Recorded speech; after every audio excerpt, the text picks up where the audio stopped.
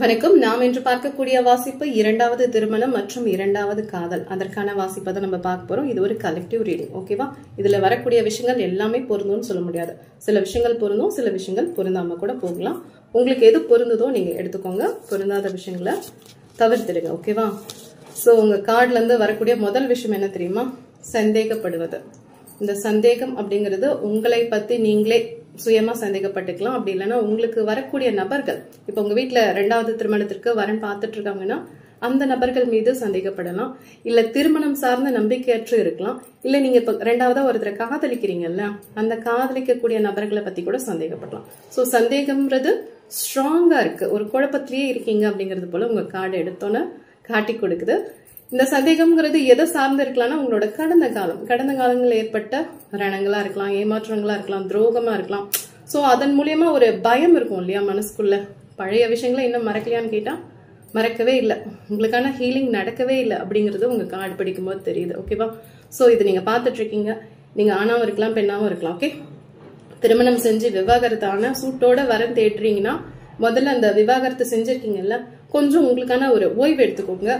மனம் சார்ந்த சில ரணங்கள் இருக்கு, அந்த ரணத்துக்கான ஒரு குணப்படுத்துதல எடுத்துக்கோங்க. ஓகேவா? சோ உடல் சார்ந்தும் சில பேர் பலவீனமா இருப்பீங்க. சோ உங்களை உடல் அளவுலயும் ஆரோக்கியமா வச்சுக்கோங்க அப்படிங்கிறது உங்க கார்டு படிக்கும்போது ரெசனேட் ஆகிற விஷயங்கள். சில பேர் காதலிப்பீங்க, சரியா? முதல் காதல் தோல்வியில இருந்து இப்ப இரண்டாவது காதலா இருக்கலாம், இல்ல மூணாவது காதலா இருக்கலாம். காதலிக்கக்கூடிய நபர்கள், எஸ், உங்களோட பார்ட்னர் இப்ப இருக்காங்க இல்லையா, அவங்க மேலேயும் ஒரு டவுட் பட்டுட்டே இருக்குது, சந்தேகப்பட்டுட்டே இருக்குது அப்படிங்கிறது போல ரெசனேட் ஆகுது. இதற்கான காரணங்கள் முந்தைய பழைய பதிவுகள் இன்னும் உங்க மனசுல அப்படியே ஒட்டிட்டு இருக்கு அப்படிங்கிறது போல இருக்கு. ஓகேவா? சோ அந்த பழைய பதிவுகள், வேண்டாத விஷயங்கள், இதெல்லாம் நீங்க முற்றிலுமா அழிச்சா மட்டும்தான் இப்ப உங்களுக்கான புது விஷயங்கள் வரக்கூடிய வாய்ப்புகள் இருக்கு. ஓகேவா? சில நேரங்கள்ல நீங்க எடுக்கக்கூடிய காரியங்கள் கூட தடை ஏற்பட்டுக்கிட்டே இருக்கலாம். ஓகேவா? இது நபர்கள் சார்ந்து மட்டும் கிடையாது. இப்ப வீட்டுல வரன் பாக்குறாங்கன்னா அங்க மட்டும் தடை ஏற்படாது. ஏதோ ஒரு விஷயம், இப்ப வீடு கட்டணும், வீடு வாங்கணும், இல்ல வண்டி வாங்கணும், இல்ல வேலை சார்ந்து ஒரு ப்ரமோஷன் கிடைக்க மாட்டேங்குது, இன்கிரிமெண்ட் கிடைக்க மாட்டேங்குது, ஏன் நான் எதிர்பார்க்கிற வேலையை எனக்கு கிடைக்க மாட்டேங்குது அப்படின்னு எப்ப எடுத்தாலும் ஒரு தடை ஏற்பட்டுட்டே இருக்காங்கன்னா இந்த காலகட்டத்துல ஏற்படும். இன்னும் சில பேர் நட்போட இருப்பாங்க, நல்ல ஃப்ரெண்ட்ஸா இருப்பாங்க, பட் அவங்களுக்குள்ள ஒரு காதல் இருக்கும். அது காதல்ல அங்கீகரிக்க மாட்டாங்க. நட்பு மட்டுமே போதும் அப்படிங்கிறது போல இருக்கலாம். இன்னும் சில பேருக்கு காதலர்களா இருப்பாங்க. அந்த காதல் திருமணத்துல முடியாம காதலோடயே இருக்கும். சோ இதெல்லாமே ஒரு தடை தானே. சோ நட்புங்கிறது காதலாக மாட்டேங்குது, காதலா இருக்கிறது கல்யாணத்துல முடிய மாட்டேங்குது. ஏகப்பட்ட குழப்பங்கள் இருக்கான்னு கேட்டா ஏகப்பட்ட குழப்பங்கள் இப்ப இந்த ரீடிங் நீங்க பாக்குறீங்கல்ல, உங்க வாழ்க்கையில இருக்கக்கூடிய வாய்ப்புகள் இருக்கு. சில நபர்களுக்கு பொருளாதாரம் சார்ந்து, ஆரோக்கியம் சார்ந்து குறைபாடும் இருக்கலாம். ஓகேவா? சோ உங்க கார்டுல கொஞ்சம் மைனஸா தான் வந்திருக்கு. அது ஏன் அப்படின்னா சூரியன், சன் கார்டு ரிவர்ஸ்ல வந்திருக்கு. சோ அந்த சன் கார்டு எது ரிவர்ஸ்ல வந்தனால இந்த காலகட்டத்துல சில விஷயங்கள் கொஞ்சம் தாமதப்படலாம். இது உடல் நலம் சார்ந்து இருக்கலாம், உங்களோட வேலை சார்ந்து இருக்கலாம். இப்ப நீங்க வரன் பார்த்துட்டு இருக்கீங்க அப்படின்னா உங்களுக்கான ஒரு நல்ல வரன் கிடைக்கிறதுக்கு கொஞ்சம் தாமதம் ஏற்படலாம். அதே போல காதலிக்கிறேன் அப்படின்னா அந்த காதல்ல திருமணம் ஆகிறதுக்கு இன்னும் கொஞ்சம் டைம் எடுக்கலாம்.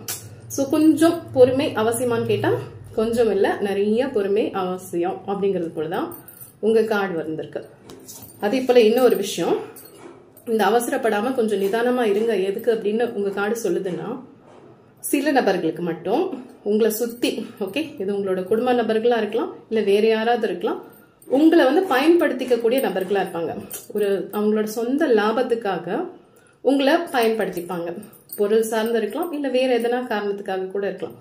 உங்களை யூஸ் பண்ணிக்கிறாங்க அப்படிங்கிறது போல கார்ட்ஸ்ல வந்திருக்கு. சோ வெளி மனிதர்களிடம் பழகும் போது மிகுந்த எச்சரிக்கையோட பழகுங்க.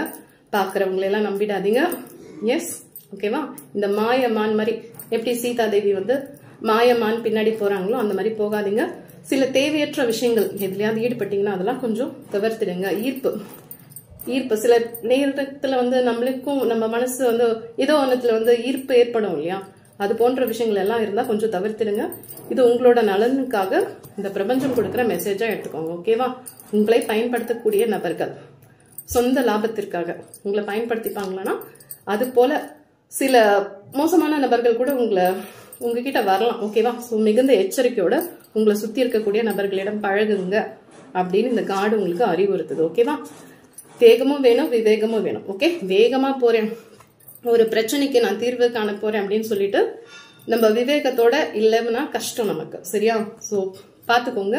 இப்ப திருமணத்துக்காக நீங்க காத்துட்டு இருக்கீங்க, இல்ல இரண்டாவது காதலுக்காக காத்துட்டு இருக்கீங்க அப்படின்னா இந்த டைம் கொஞ்சம் பொறுமையோடு செயல்படுங்க, அவசரப்பட்டு செயல்படாதீங்க அப்படிங்கிறது போல உங்க கார்டுல இருந்து வருது.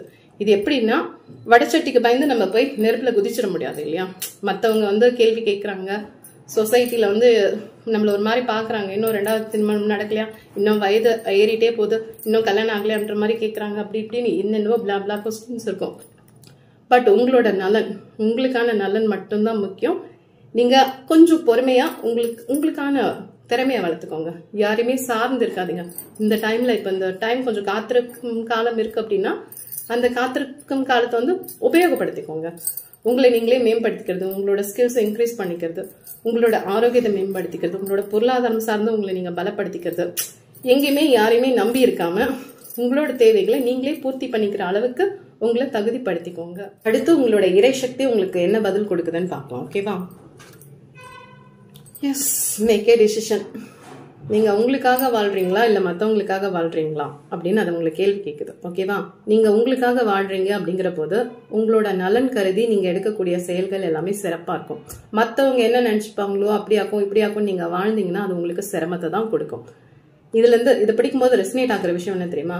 நீங்க முதல் காதலோ இல்ல உங்களோட முதல் திருமணமோ மத்தவங்க உங்களை கட்டாயப்படுத்தி பண்ணி வச்சிருக்கலாம். இப்ப அம்மாவோட கட்டாயத்தினால பண்ணிருக்கலாம், இல்ல அப்பாவோட கட்டாயத்தினால பண்ணிருக்கலாம், இல்ல அண்ணாவோட கட்டாயத்தினால. இதோ நீங்க ஆணாவும் இருக்கலாம், பெண்ணாவும் இருக்கலாம். ஒரு குடும்ப சூழ்நிலை காரணமா நான் கல்யாணம் பண்ணிக்கிட்டேன், அந்த கல்யாணம் இப்ப விவாகரத்துல நிக்குது அப்படிங்கிறது போல இருக்கலாம். பட் இப்ப இருக்கிற தற்சமயத்துல உங்களோட வாழ்க்கைய முடிவெடுக்கக்கூடிய திறன் யார்கிட்ட இருக்குன்னா உங்ககிட்ட இருக்கு. உங்களை யாருமே கட்டாயப்படுத்தி இது செய் அது செய்ய வைக்க முடியாத சூழ்நிலை இப்ப இருக்கு. சோ உங்களோட வாழ்க்கைக்கு முழு பொறுப்பு யாருன்னா நீங்க மட்டும்தான். அதே போல உங்களோட காதல், முதல் காதல் இரண்டாவது காதல் வந்திருக்கலாம். சோ இது ரெண்டாவது மூணாவது காதல் போலதான் இந்த கார்டு படிக்கும் போது ரெசனேட் ஆகுது. இது எப்படி தெரியுதுன்னா, முதல் காதல் அப்படிங்கிறது ஏதோ ஒரு அந்த காலத்துல தெரியாம வந்துருச்சு, அறியாம வந்துருச்சு, இன்னும் அந்த காதலை பத்தின ஒரு புரிதல் இல்லாம நான் காதலிச்சுட்டேன், அந்த காதலும் ஏதோ ஒரு தோல்வியில போயிடுச்சு. சில பேர் ஒன் சைடா கூட லவ் பண்ணிருக்கலாம். சரியா? சோ அந்த விஷயங்கள் முடிஞ்சு போன விஷயங்கள் எல்லாம் முடிஞ்சு போயிடுச்சு, ஏதோ ஒரு சில தவறுகளால முடிஞ்சு போயிடுச்சு. பட் இப்ப நீங்க ரொம்ப தெளிவாயிட்டீங்க, முன்ன இருந்த மாதிரி கிடையாது. ஓகே, நீங்களே 4 பேருக்கு அட்வைஸ் பண்ற அளவுக்கு உங்களுக்கான ஒரு ஞானம் இருக்கான்னு கேட்டா இருக்கு. அதுதான் உங்களோட இறைசக்தி சொல்லுது. சோ நீ மத்தவங்களுக்காக முடிவு எடுக்காத, உன் வாழ்க்கைக்கான முடிவை நீ எடு. ஒண்ணுல இருந்து தப்பிச்சு இன்னொன்னுல போய் மாட்டிக்காத. கொஞ்சம் நிதானத்தோட செயல்படுங்க. கொஞ்சம் டைம் எடுத்தாலும் பரவாயில்ல. ஓகேவா? நான் சொன்னேன் இல்லையா, இந்த சன் கார்டு வந்திருக்கு, அது ரிவர்ஸ்ல வந்திருக்கு அப்படின்ட்டு. சோ என்னடா சூரிய பகவான் இப்படி தலைகீழா வந்துட்டாரே, அவர் எப்ப தலை நிமிர்வாரு அப்படின்னா கண்டிப்பா வெகு விரைவில் உங்களுக்கு சூரிய பகவான் நிமிருவாரு. எப்பவுமே சூரிய பகவானை நம்ம ஒளிச்சு வைக்க முடியாது.